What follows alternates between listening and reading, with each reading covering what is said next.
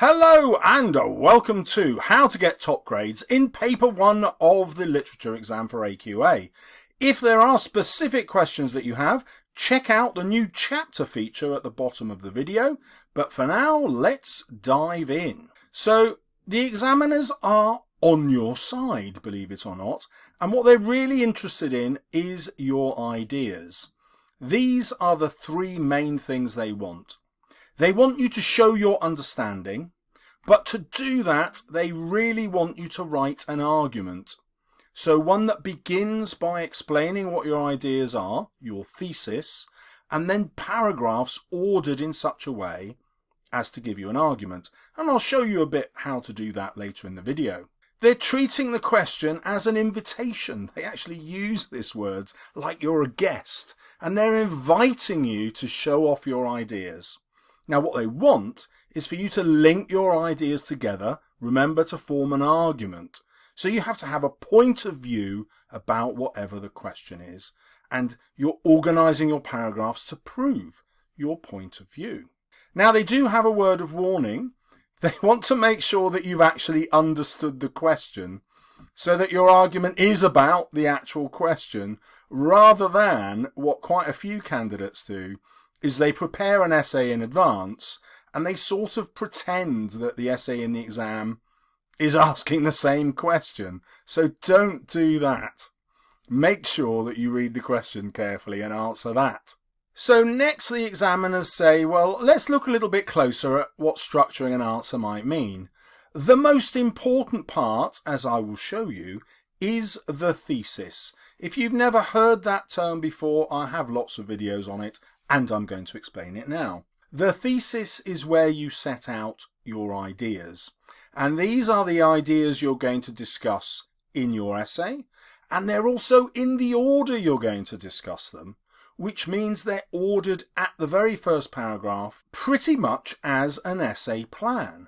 Well, once you've written the thesis, it's going to be really easy to build your argument, and I'll show you soon. So let's start with what a good argument looks like. I'm going to suggest you have a minimum of 3 ideas in your thesis. And so those 3 ideas will be explained in your essay. When you're writing your essay, you're going to use this vocabulary, might, perhaps, and could, because these words are tentative and they show that you are exploring interpretations.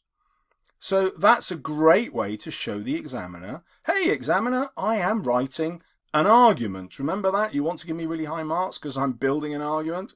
Check it out. The next thing you want to do when you're building an argument is to make sure that you always end by writing about the ending of the text. Now the reason for that is all writers, every single writer in history, always introduces their final ideas at the end. So even if it's the same idea that's been all the way through the text, it will have changed slightly or dramatically by the end, and writing about that change will get you much higher marks because it will invite you to interpret why the writer has done it. Now every time you write about why the writer has done something, your mark goes up. Now there is some key vocabulary which will always help you write about the writer's point of view and why they've done something. It's these words here. However, although, therefore, consequently, or if you prefer, because, but, so. If you remind yourself to use one of these words in every single paragraph, you will definitely be building an argument. Why? Because all these ideas link to something that was said before or something that is coming up next. So your argument will always be linked. It won't just be a separate series of statements. They'll be linked in order to build an argument. And even if you've built that argument quite badly, because you're writing about the changes at the end, this will reintroduce a much more powerful argument.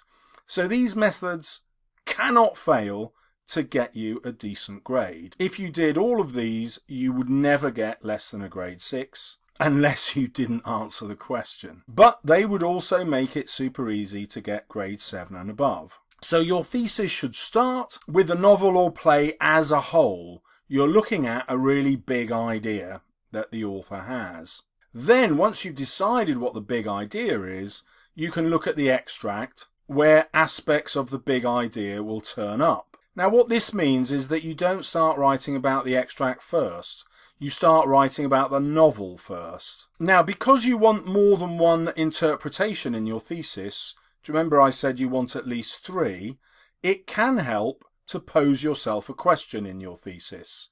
And the question would be, perhaps Charles Dickens meant to show that, blah, blah, blah, question mark. Perhaps Shakespeare meant to show that, blah, blah, blah, question mark. Setting it out as a question might be a way for you to get into more than one interpretation. Another easy way to make sure your thesis is going to deal with the whole text is that you can make sure it refers to the ending. As I showed you before, every time you write about the ending of the novel or the play, it's going to be really easy to talk about the writer's viewpoint and purpose. Now, another thing that the examiners really don't want you to do is just to write one massive chunk on the novel and one massive chunk on the extract. You can get decent marks doing that, but you can't really get top marks doing that. It makes your essay very clunky. I know some YouTubers and some revision guides say it doesn't matter, that you don't have to write this as an argument, that you can write about the extract and then you can write about the rest of the text and it doesn't matter. Well, guess what? The examiner's reports say it does matter big time. If you want really good marks, you have to try and write about the extract at the same time as writing about the novel. The easiest way to do that is to write about the big ideas in the novel, the ones that are relevant to the question, and then bring in the extract as and when there's an idea or quotation in there that fit your argument about the big idea. Let's look at some concrete examples. I'm going to show you one from Macbeth, one from Romeo and Juliet, one from A Christmas Carol, and one from a Jekyll and Hyde. Now obviously you'll learn a lot more by going through each of them, but if you just want the one for your text, skip ahead. So here is a thesis on ambition in Macbeth, and it's about the character Macbeth. Although the motive for regicide must include Macbeth's ambition, many readers wonder whether Lady Macbeth's ambition is more important.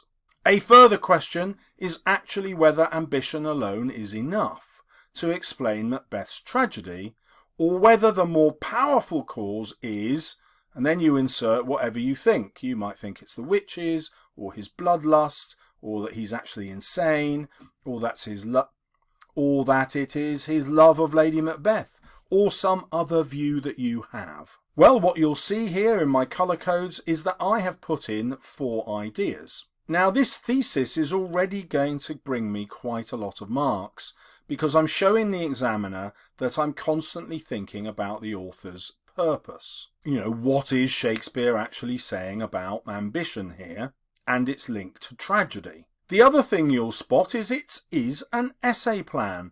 First I'm going to write about Macbeth's ambition, then I'm going to look at Lady Macbeth's ambition and see if actually that's more powerful than Macbeth's. Then I'm going to look at ambition alone and say actually, if we take both their ambition together, does that actually result in the tragedy, or is there a more powerful cause? My personal favourite, which I go to, is bloodlust, but you don't have to. And then obviously I'm going to look at the ending of the play and link it to whatever my personal favoured interpretation is. So my thesis is fantastic. It means that I've written a plan. It also means that I've kind of planned this thesis in advance. I can make 4 or 5 of these for each text I study and know that I'll be able to adapt them whatever the question. It's a really easy way to revise. Let's see what that looks like in Romeo and Juliet. Let's imagine the essay is on the role of fate. How does Shakespeare present the role of fate? In all tragedies, heroes are the victims of fate, which we see from the first words in the prologue. However, Shakespeare may also call this into question because Romeo and Juliet's immaturity may be a much more powerful force in their tragic deaths. So this is where I'm asking myself a question. This is where I'm using the tentative language suggested by the prologue's star-crossed lovers. The family feud and the immaturity of both the Montague and Capulet parents might suggest that their fate is caused by patriarchal society rather than God. Now again you will notice I have 4 ideas which I've colour-coded, And in exactly the same way, these ideas form my plan. You'll also notice that I've started using those words which are always going to force me to look at interpretations. Here's the word however, here's the word because. So once I start using these ideas all the time, I know I'm going to get more marks. I can instantly see I should have put may in here. Did you spot that? There it is now. Let's now see it in action with A Christmas Carol. So we could be asked about the importance of the Cratchits. Many readers see the Cratchits as symbols of the poor in society. Consequently, Dickens wants readers to sympathise with them and consider donating to charity. Beyond that, perhaps they are also figures of fun, who Dickens wants us both to laugh at and pity. They also help carry the Christian message of the story and link this to what might be the novel's most important message, the reader's Christian duty to pay a fair wage. So again, hopefully you've spotted my tentative language, like perhaps and might, and you've spotted those words linking my argument together, like consequently. And you can see again 4 related points that I'll go through as the structural plan for my essay. Now it's worth pointing out that all of these highlighted points, just as they were in Romeo and Juliet and Macbeth, are about the writer's point of view. And if I'm writing about the writer's point of view, I can't really get less than a grade 6. It would be impossible. Let's now look at the duality of man in Jekyll and Hyde. And by the way, the duality of man is something that the examiners point out students don't really understand very well at all. So this is very much worth revising. Stevenson shows that we are all a combination of good and evil. This plays into the Christian idea of original sin, represented by Hyde, and the need to overcome this so that our dual nature is a constant battle between good and evil impulses. However, the ending of the novel and Stevenson's refusal to live in England also suggests that this Christian interpretation is wrong, and that our primitive natures are far freer and superior once released from middle-class Christian hypocrisy. Now, this interpretation of mine is probably, well, it's almost definitely not one that you've been taught, but that doesn't matter. It still illustrates these same lessons. We have 4 points that are linked but develop an argument. We still have the tentative language. So we still have the tentative language that I've just snuck in, may also suggest, and we have this vocabulary that links ideas together, the use of however, and so. Now hopefully that's convinced you to spend your revision by writing a few thesis statements. You can post some in the comments below for me to see and comment on if you like. Right, the examiners also want to point out where students go wrong. Well, if you don't write a thesis, you probably won't end up writing an argument. What that means is you end up writing lots of paragraphs that are very similar. They're all about the same point, but using different quotations, but they don't really develop into an argument, so you're not getting any extra marks. So if I could paraphrase that, each paragraph just says, yep, here is another example of ambition, if the question's on ambition, and here's another, and oh look, another, and so on. And the examiner says, well, yeah, well, so what? The other thing that students fail to do is look for changes. So either how an idea or a theme or a character changes. And remember my top tip, by writing about the ending, you will always be writing about changes, and so the top marks will always become available to you. Now the next point is really interesting because you've probably done a lot of exercises like exploding the quotation, or finding lots and lots of ways of looking at individual quotation, doing loads of language analysis, and the examiners say, actually, we're not really convinced that's a good idea in this exam. And so what they say is, yes, do some language analysis, but don't make that the main thing in your essay. What you want to do is talk about everything that the writer has done deliberately. The writer is always making choices about what characters do and don't do, and what they show you about a character and what they don't show you. Lots of decisions about structure, and the examiners find that this leads to more sophisticated answers than just writing about quotations. So here are some examples for you. Why does Christmas Carol end with Tiny Tim's words? and Scrooge becoming a second father to Tiny Tim. Thinking about that will probably be relevant to every essay that you get. You know, even an essay on the ghosts will still involve Tiny Tim, because the Ghost of Christmas Present and the Ghost of Christmas Yet to Come both influence Scrooge by referring to Tiny Tim. If you're studying Jekyll and Hyde, well, the ending of Jekyll and Hyde involves Utterson inheriting all of Jekyll's will.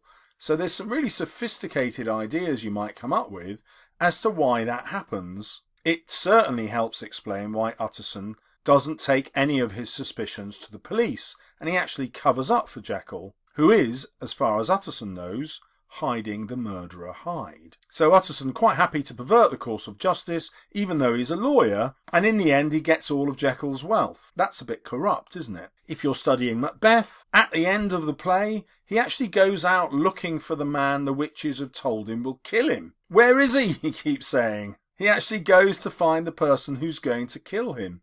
Well, that's a really interesting way for Macbeth to end. It suggests he's actually looking forward to death. Then you might explore why, what's Shakespeare getting at here, and you'll have a really sophisticated answer. Or you might be studying Romeo and Juliet, and towards the end of that play, the friar has an opportunity to stop Juliet killing herself. She wakes to find Romeo dead and wants to commit suicide, and who's there but the friar to say, "Don't think that's a very good idea." But then Shakespeare makes him run away, and Juliet does kill herself. Well, why does he do that? You know, Shakespeare didn't have to put the friar there in the first place. He could have arrived too late, but he doesn't. He makes sure the friar has a choice and makes the wrong choice. Why is that important to Shakespeare? So the point of this illustration is to show you that there's been no quotation analysis in any of these ideas, but each of these ideas will take you to grade 7, 8 and 9 in your essay about the respective texts. So a really useful revision skill for you is to write down a series of ideas like this about your text and then try and incorporate them into some practice essays. Let's take a deeper look at what the examiners mean by structure. Remember, they want you to write about structure instead of always writing about language and word analysis. The easiest way to write about structure is to look at the extract and think, where does that extract appear in the novel or the play, and why has the writer put it there? So if it's at the beginning, why is it there rather than the middle or the end? Or if it's at the end, why do they choose to end that way? You will come up with some really interesting ideas as to why that moment is placed there in your text. Now, obviously, you then have to relate that to whatever the idea in the question is. You don't want to say, you know, I think the extract is here because of blah-de-blah-de-blah, and find that blah-de-blah has nothing to do with the question. So make sure you relate that to the question. Now, as an extra clue, the examiners could have chosen an extract from anywhere, but they didn't. They chose this specific extract because they know there's a really good reason that that particular extract relates to that particular question and also is positioned in this particular place in the text. In other words, they're not going to give you an extract where you're left scratching your head saying, I don't know why that's put there. It will always be quite obvious when you think about it. The problem is students don't think about it and they just end up writing about quotations. Now let's come to some advice about how to deal with the extract itself. The examiners say the most common structure begins with the extract, and then halfway through tells the examiner it's moving to the whole play. Now, the fact that the examiners say this is the most common is examiner speak for saying an average answer that gets average marks starts with the extract. They don't seem to spot the irony that the exam paper says starting with this extract.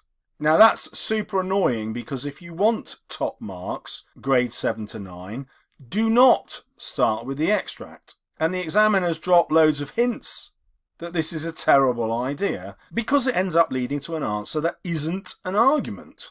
So don't start with the extract unless you're only aiming for grades 5 or 6. What they prefer is a rounded or holistic approach. Now by that they mean you're writing about the whole text and then you bring ideas from the extract into that where it's relevant to your argument. The examiners don't care how much or how little you use from the extract.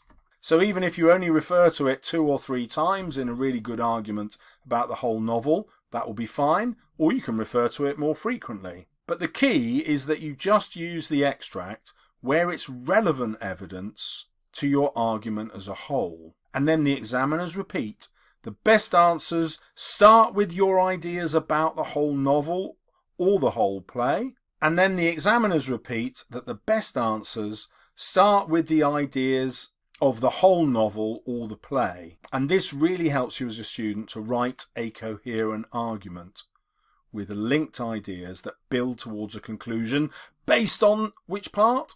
That's right, the ending. Then the examiners give us another top hint about structure, and they point out that structure will always appear in the exam. Let's explore the ways. So if you always compare the idea of the question, ambition in Macbeth, love in Romeo and Juliet, whatever it is, and then you look at how that idea occurs in other parts of the play or the novel, you'll be writing about structure. An easy way to write about structure is to use the word contrast. Now, the examiners know that you will always be able to use the word contrast because that's how texts work. You know, something that comes from the beginning will obviously change by the end, so there will always be a contrast. It's a 100% guarantee. So, for example, Romeo can always be contrasted with Tybalt, and Jekyll can always be contrasted with Utterson, and Macbeth can always be contrasted with Macduff, and Scrooge can always be contrasted with Fred. Now, I hope you've spotted that I'm not picking the obvious contrast there, and I've done that deliberately to make you think a bit more deeply about the contrast that your author might be using. Although that said, you can still write a top answer with an obvious contrast. So contrasting Jekyll with Hyde, for example, or Romeo with Juliet. Now, the key way of thinking about this is to show that you know events are placed in a deliberate order. The author has put them in this order to suggest something about the particular idea of the question, and always about society. I train all my students in every essay they ever write to include this word society, because every time you do write about society, you're always writing about the author's purpose and points of view. It's just such an easy way to make sure the examiner wants to give you top marks. Then the examiners give us another little nudge and a wink, and they say this: the highest grades dip in and out of both the extract and the whole text. So they can't say it more obviously. Don't just write about the extract in one chunk and then the rest of the novel in another chunk, because then it's really difficult to make a coherent argument.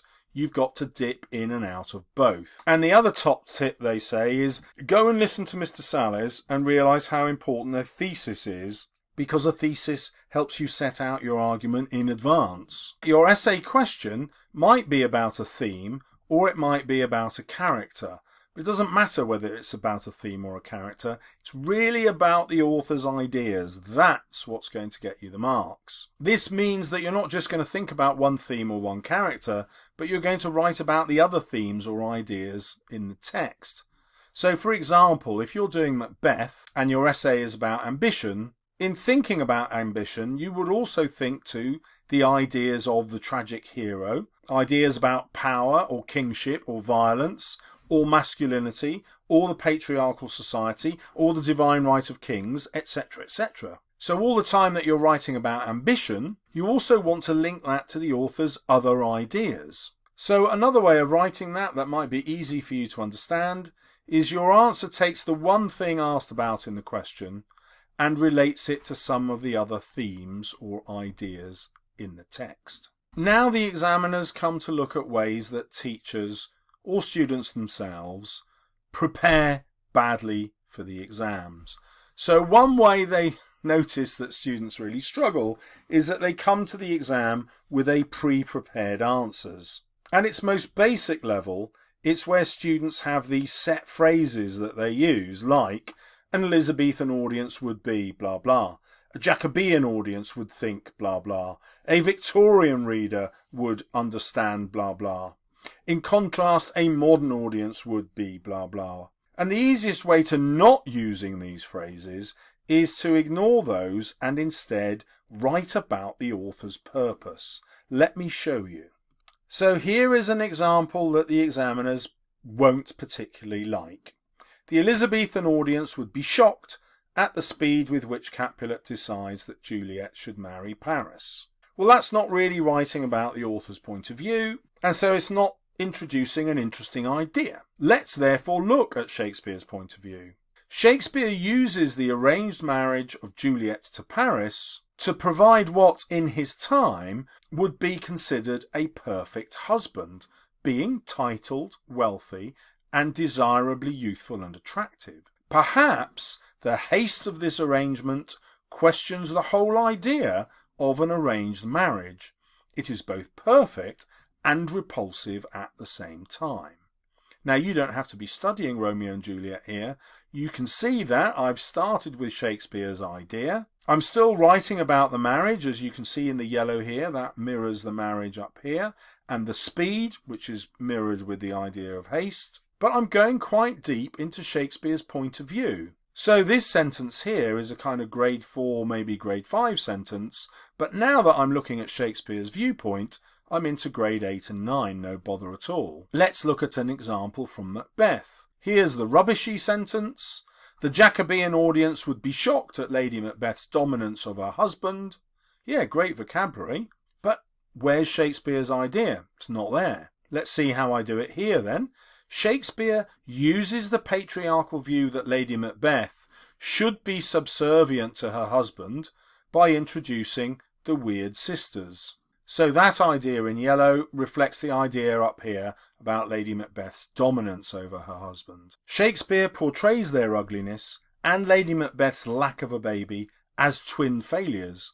This also implies that women who are excluded from power are forced into evil manipulation if they want to have any identity. He might sympathise with their desire to break out of society's narrow roles.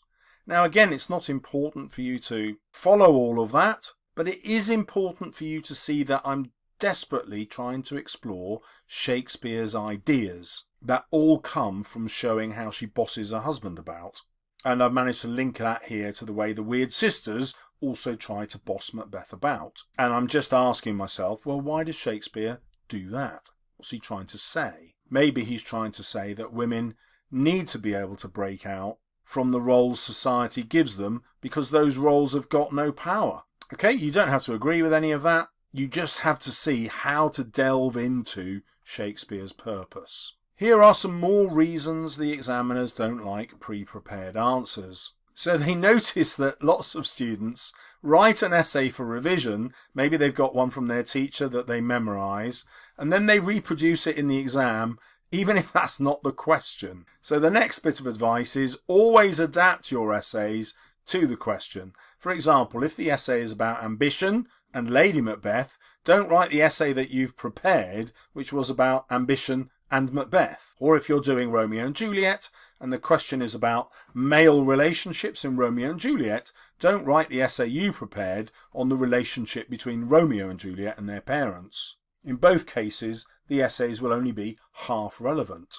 This also gives us an obvious solution when you're writing essays for your revision. If you always write your essays around the themes, they will be super easy to adapt to any question. If you write them around the characters, they won't be as easy to adapt because the wrong character might be asked in the exam. But your themes will be relevant to every character. So if you are going to pre-prepare answers, write them on the themes. The examiners know that your teachers will prefer you to write about quotations instead of references. You know, we teachers always have this idea in our heads that if you're using a quotation, you show that you know the text really well. If you only use a reference, then you're not really showing the same level of knowledge. But the examiners are much more sensible than we are, and they say, no, think again. When you write about references, you're forced to write about the author's ideas. When you write about quotations, you can often get distracted and write about vague effects on the reader.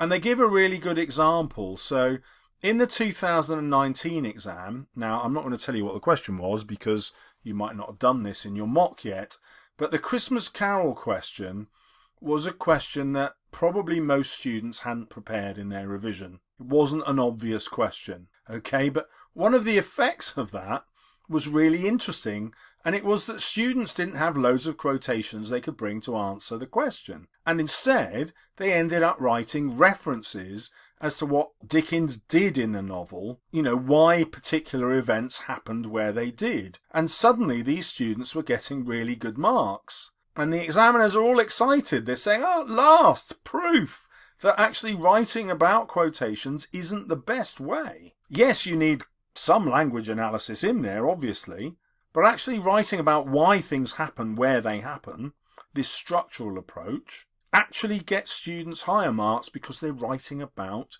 the author's purpose. And that's what they found here. They were able to write about Dickens' purpose much more fluently than in previous years when they were just writing about quotations. The other problem with quotations is that language analysis often ends up in technique spotting. This is a simile, this is a metaphor, this is personification, and then the students don't actually look at why the author is doing that. They don't look at the author's purpose properly. And can I just say, the examiners really hate technique spotting, and yet teachers chuck in loads of technique spotting. Why do teachers do that? Well, it's because of these words that are in the mark scheme, subject terminology. And so it's understandable that teachers would think that simile, personification, alliteration, sibilance, all these words are going to score students marks. And the examiners say, well, no teachers, you're wrong. You only really get the marks for that if the subject terminology is useful. But instead what happens is loads of students just spot the techniques and name them, and then forget to write the stuff that will get them the marks. The other problem is, and this drives teachers nuts all the time, is that students get the wrong names for the techniques.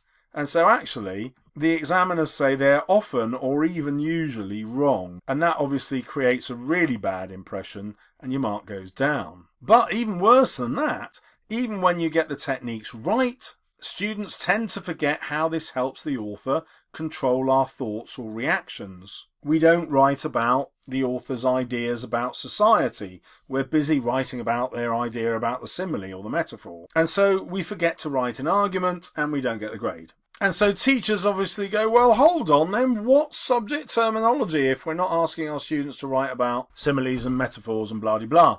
Well, simple terminology actually can still get you high grades. So these are some examples of simple terminology. At the start, this changes in contrast by the end. So this is perfect for looking at interesting ideas. You will also notice that all those words are writing about the structure of the text. Now that doesn't mean don't write about simile, metaphor, personification, sibilance, alliteration and all that stuff. You can certainly use that subject terminology, but you have to get two things right. One, you have to use those words correctly, and two, you must then write about the writer's ideas. If you can do that, the subject terminology is perfect. The examiners will love you. But if you know you can't do that, just don't do it. Here's some other fascinating news about subject terminology. Students who get top marks or 100% don't tend to do it with lots of subject terminology.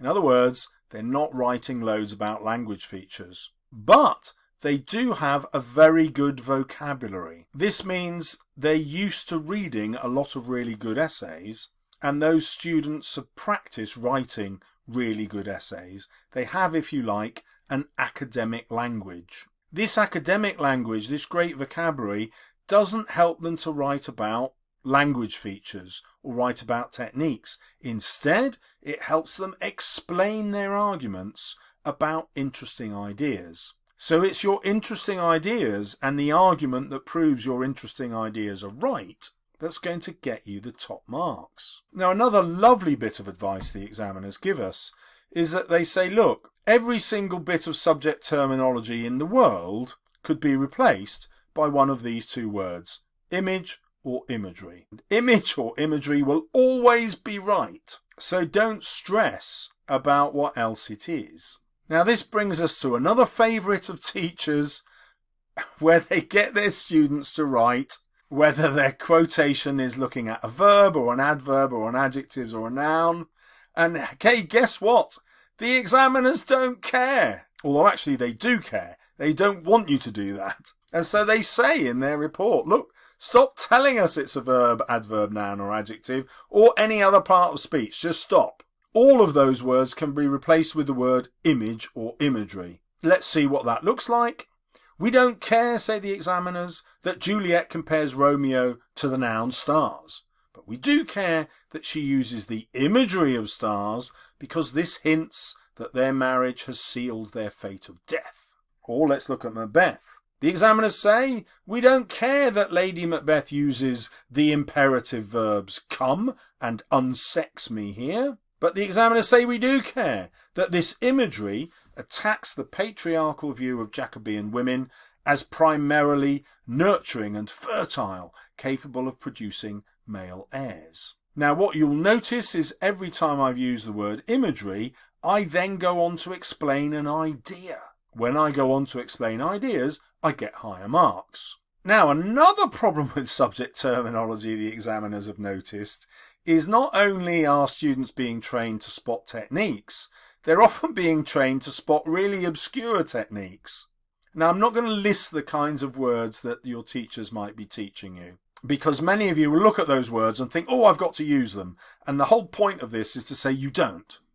The examiners point out that having this obscure subject terminology almost never works because most students get it wrong. Sometimes teachers even teach terminology that the examiner hasn't ever heard of. I've had this happen to me quite a lot when students post answers to me and they're using terminology which is just bizarre. Now, the examiners are really clear that spotting techniques that an author is using gets you no more marks above a grade 2.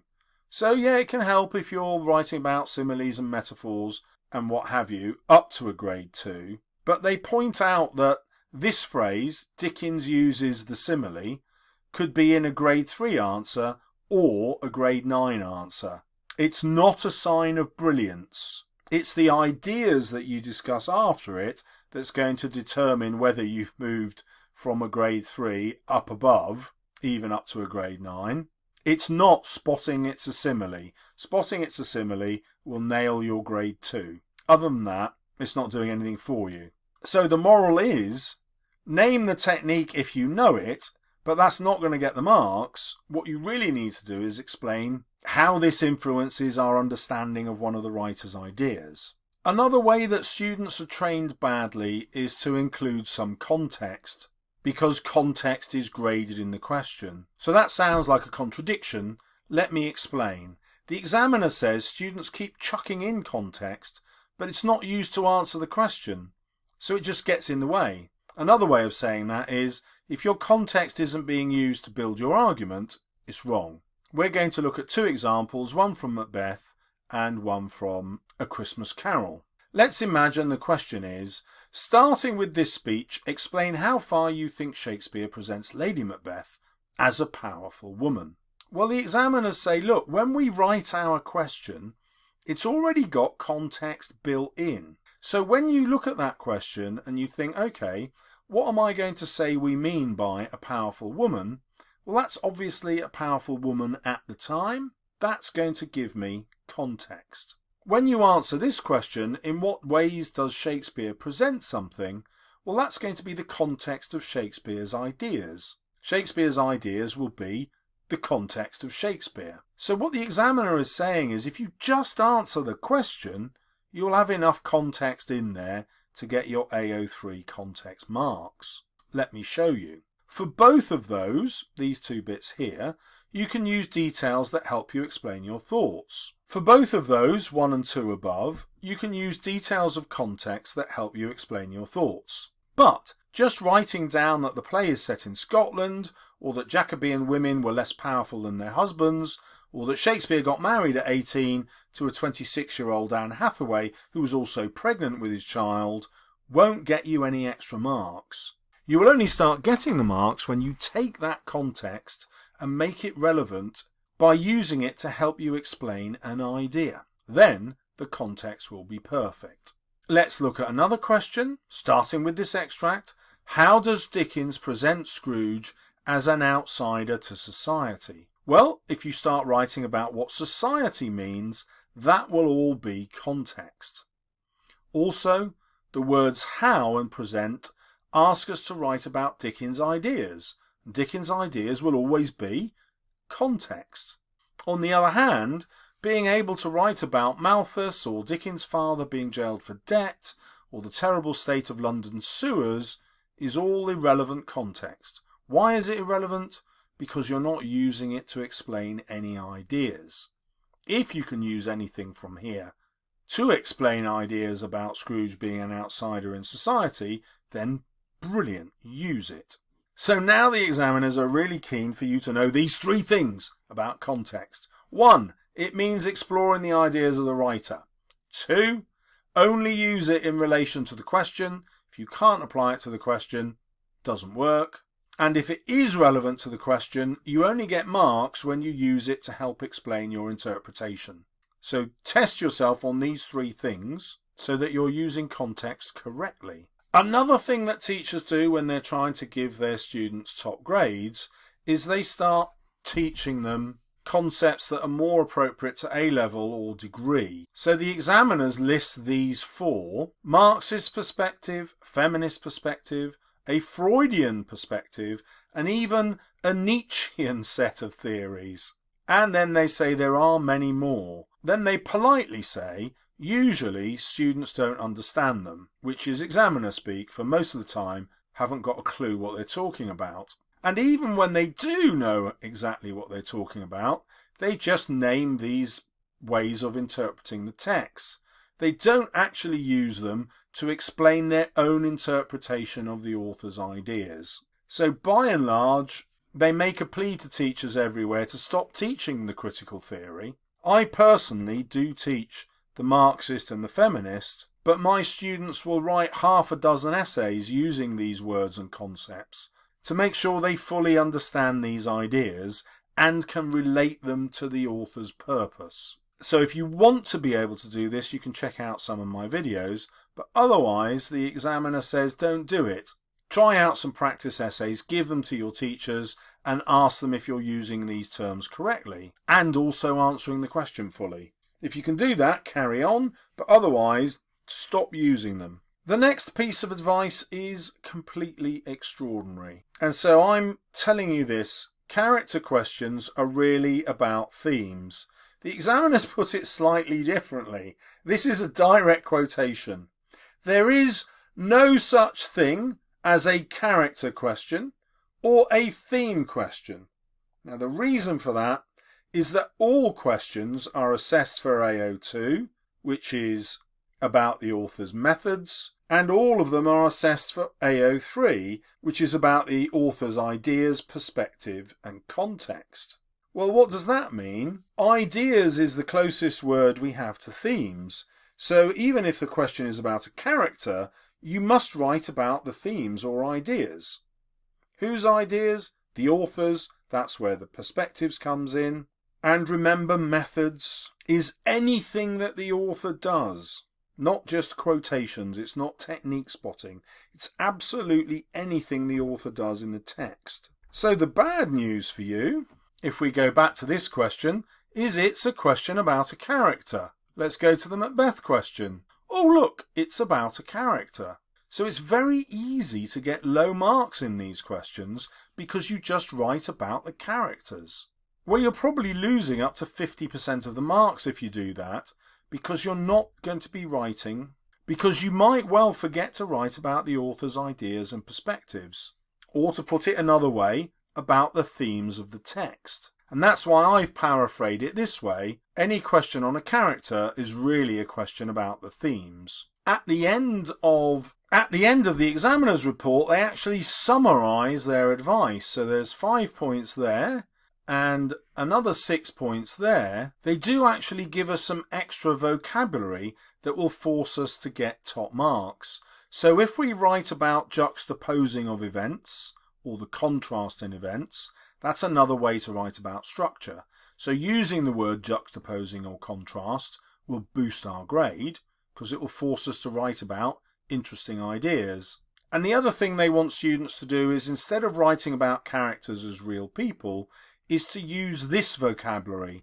The characters are constructs. This year, the examiners have introduced the idea of conscious constructs, as in, these are ideas, constructs, that have come to life. They appear to be conscious in the book. What the examiners are getting at there is every character exists to illustrate the writer's ideas. It's not just to give us a version of a real person. And they save their best bit of advice till last. They give you, if you like, a roadmap of how to think in the exam. So number 1, always relate what you learn from the text to what we learn about society. If you keep writing about society, you will always be grade 7, 8 and 9. Whenever you're writing an essay, they like you to follow this sequence in thinking. Look at the question and work out what you are writing about. Next, think about the how. How does the writer present their ideas about whatever's in the question? And then, now this is where we really get the marks, why? Why has the writer presented their ideas in this way? And as part of your answer to that, what is the writer telling us about their society? What is it in their society that they think is great? What is it in their society that they think should change? This, they say, is a thinking tool. So your answer might not be written in this way that goes from what to how to why. Although I expect many of your teachers are saying, well, actually that's a really good way to structure a paragraph. Well, there's nothing wrong with that. But really what the examiners are getting at is, if you always think about the how and then connect that to the big one, the why, you're always going to get top marks. If you make sure the why always includes ideas about society, can't get less than a grade 7. Now, how will you remember any of this? Within the next 7 days, you need to practice writing an essay using the ideas I've given you. If you'd like more ideas on how to write brilliant essays, check out the videos appearing here and here. See you soon on my channel.